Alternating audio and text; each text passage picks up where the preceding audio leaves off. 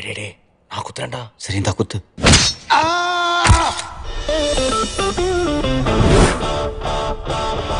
யாரா எங்க வாசு? ஆமா, எந்த கம்பெனில ஜாயின் பண்ண போற? ஆக்சுவலா நான் வேலை தேடி வரல சார். வேற என்ன ஊர்ல எதுனா பிரச்சனையா? இல்ல சார். கடன் தொல்லையா? இல்ல இல்ல இல்ல. லவ் ஃபெயிலியரா? இல்ல. இப்படி எதுவுமே இல்லன்னா பின்ன எதுக்குடா வந்த?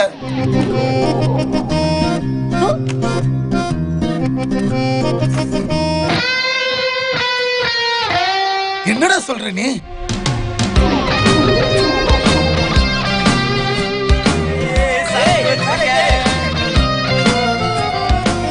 ஃப்ரெண்ட்ஸ் கொன்னா வாசு உயிரே கொடுப்பான். வரல. எங்க அப்பா எனக்கு பொண்ணு பார்த்துட்டாரு.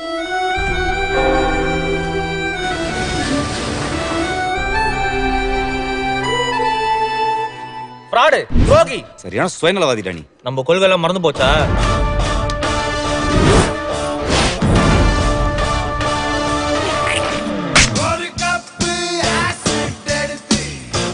அப்ப தீபிகா கிட்ட போட்டு கொடுத்துட வேண்டியதானே? 3 பேருக்கு மூளை வளர்ச்சி கம்மி.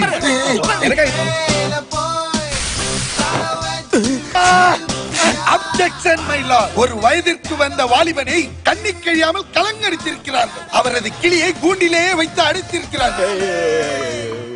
நான் வேணா வேற ஏதாவது பொண்ணு செட் பண்ணி தட்டுமா? ஏங்க நம்மளுக்குள்ள மேட்டர் முடிஞ்சிருச்சுங்க.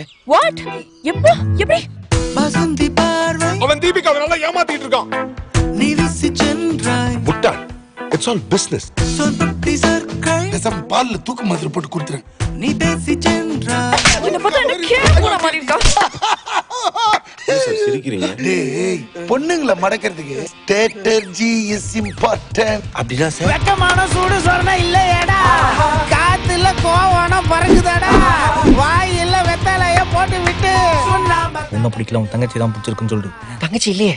அப்ப அவங்க அம்மாவை பிடிச்சிருக்குன்னு சொல்லு. நல்ல ஒரு பொண்ணு கிடைக்கணும்னா 4 பேர்ட்ட செருப்படி வாங்குறதுல தப்பே இல்லடா. என்ன அது அநியாயமா இருக்கு?